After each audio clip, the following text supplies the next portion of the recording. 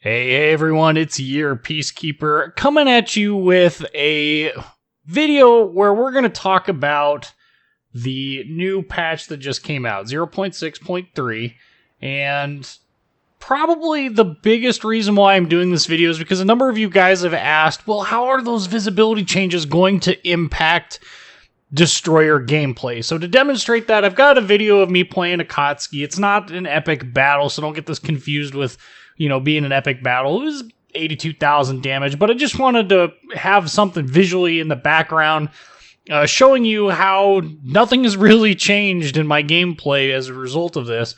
But let's talk about, for one, the two big problems with removing open water stealth firing. The first is that there are some ships that do rely upon it to do reliable damage. Akizuki, the tier 8 Japanese destroyer in the alternative line after Shiratsuyu. That ship definitely was better with it.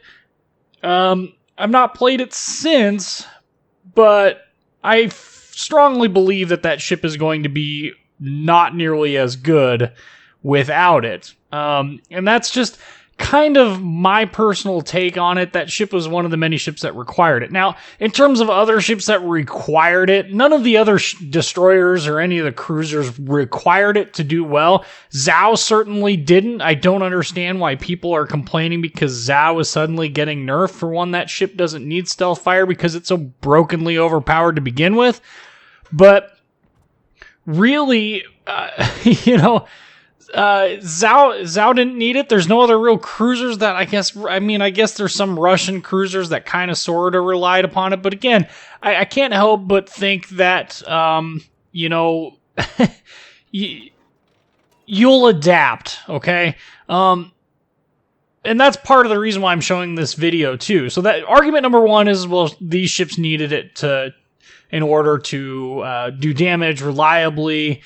Argument number two is that the increase in gun bloom means I'm detectable from further out. And yes, that is actually true.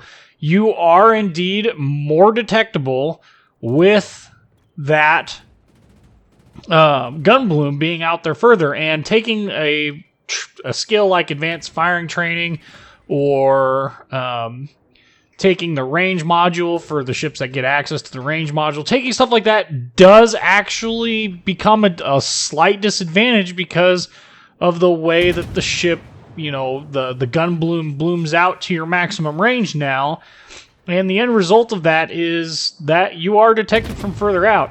So how do you deal with it? Well, the answer is quite simple. It has to do with 4 to 6 keys, depending on how you play the game, on your keyboard, and that's the W, A, S, and D keys, and Q and E for those who use Q and E to maneuver instead of the A and D keys.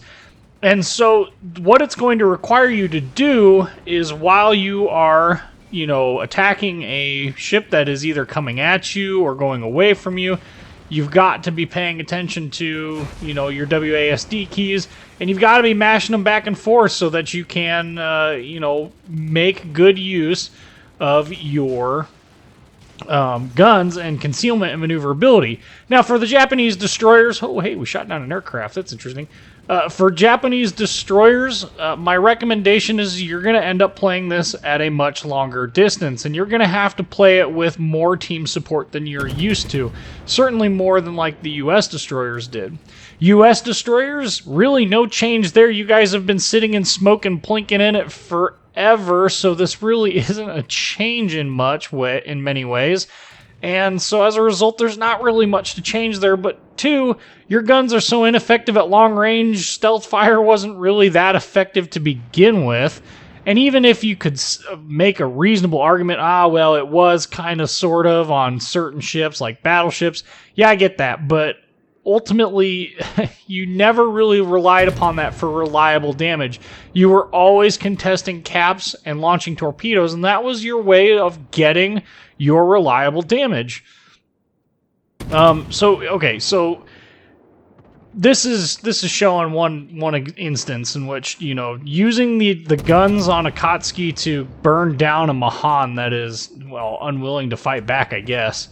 But you can see here, nothing's really changed. I mean, 7.7, I wouldn't be stealth firing, but one of the tricks you can use is to be at range. And you can see here when I'm doing this, I'm constantly WASDing. Well, mostly A&Ding.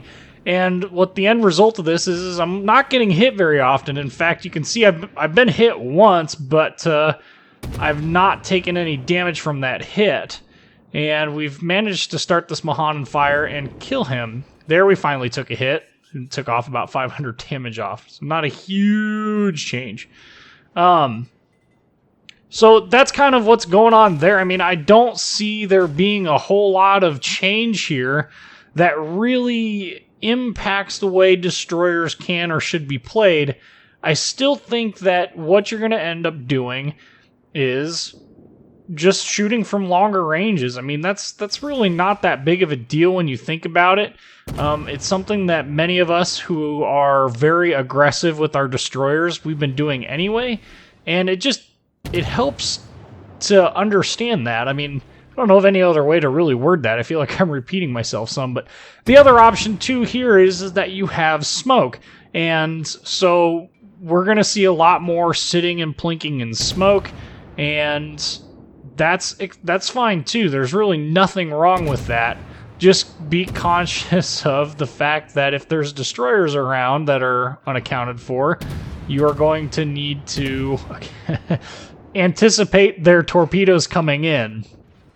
And we've managed to eliminate the one destroyer that was over here by me, so I'm a lot less worried about it, but ultimately, you know, it's still very, very possible to get torpedoed in smoke. So there is a risk there, but if you know how to mitigate those risks, you have enough situational awareness, you're paying attention to the map, it's not going to be a big deal, and you're not going to see much in the way of changes to your own gameplay style.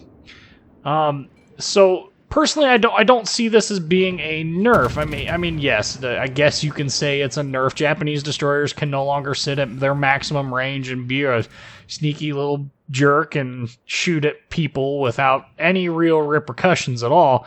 You're going to actually have to, well, for lack of a better phrase, get good. No, that's the wrong way to put that. You're going to have to develop the skill set necessary to use your guns.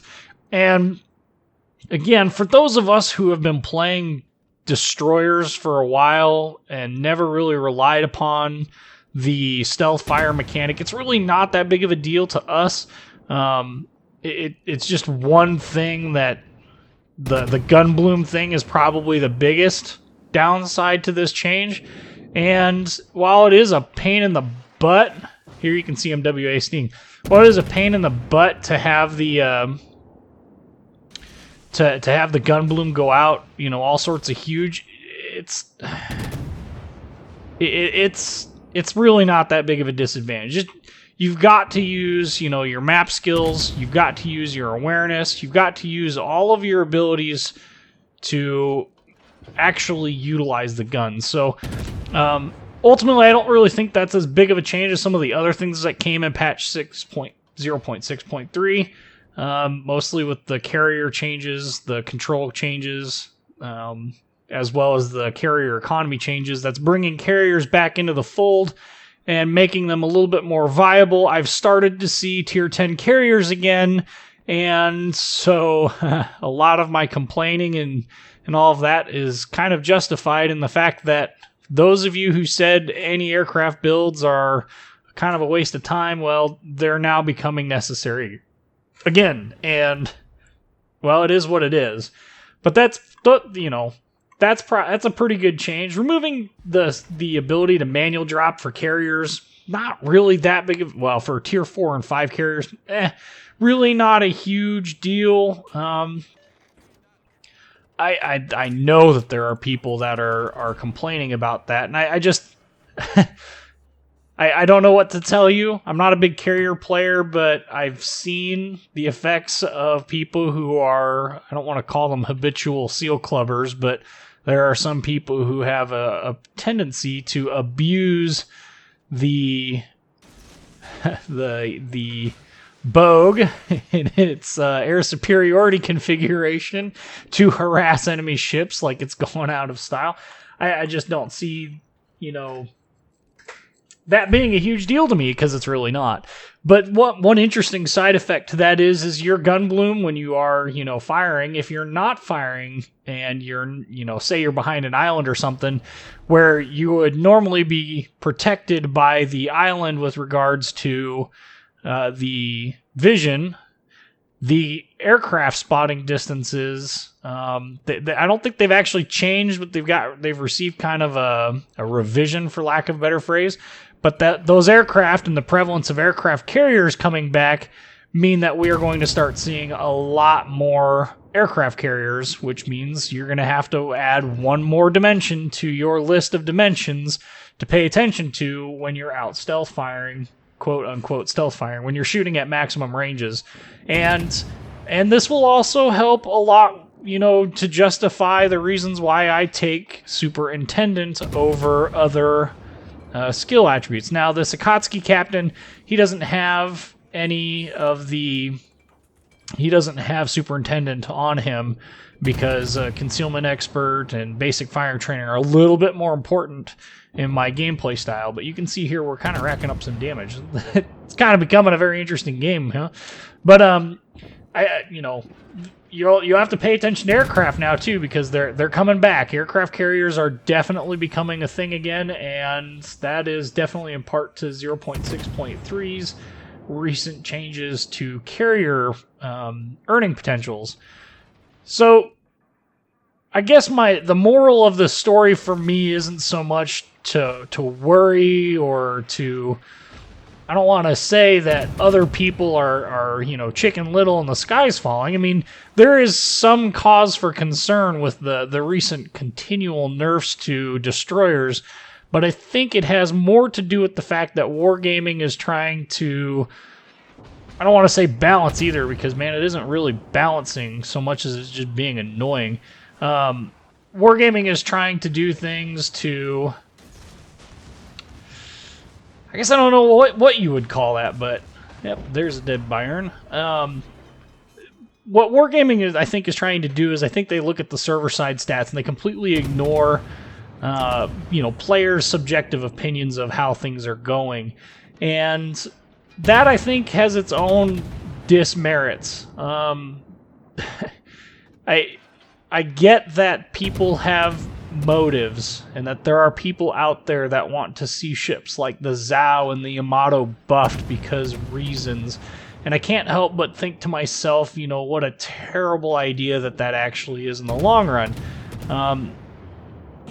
But anyway, those people, listening to those people solely is one thing, but when you listen to the players' opinions and they're telling you that a ship is bad, and then you go and you look at the stats and they're saying they're bad, and it's like, maybe we should do something about that. And maybe that's what they're trying to do with all the recent changes to the U.S. ship lines.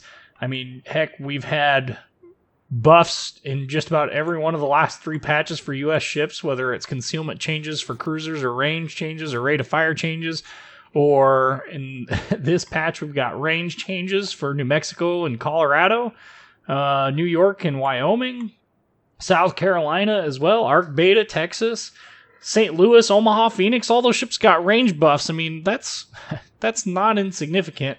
And none of those ships really relied upon stealth fire. None of the U.S. cruisers really relied upon it nearly as much as many people would make it out to be. But we've seen buffs in every one of their lines, and that's because their stats were bad and people were complaining about them.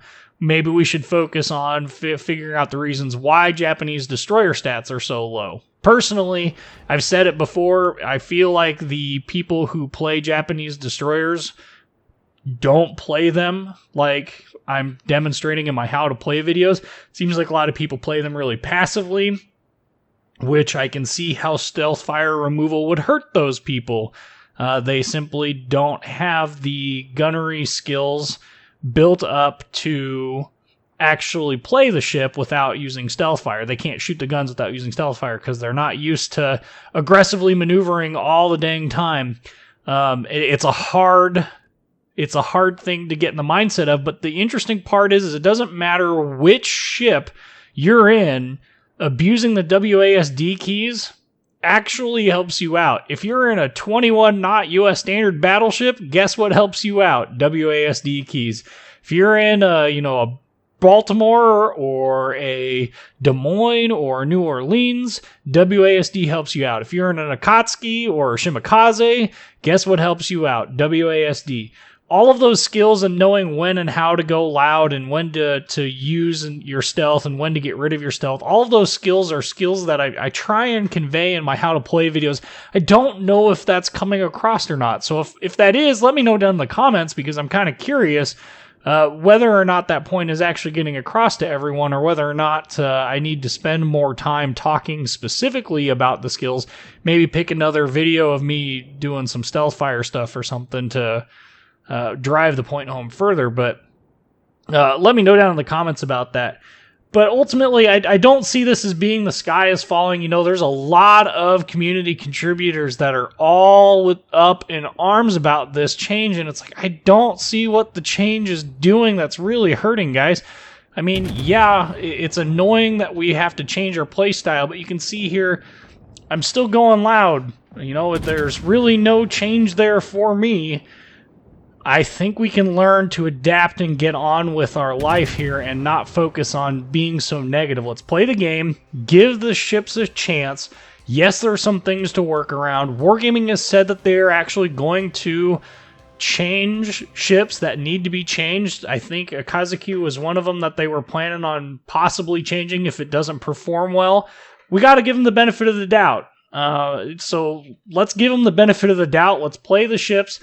Let's give them the data that they need, and let's move on from this change that has negatively affected pretty much all of us. Anyway, I'm your Peacekeeper. Like, comment, subscribe, and thank you for watching.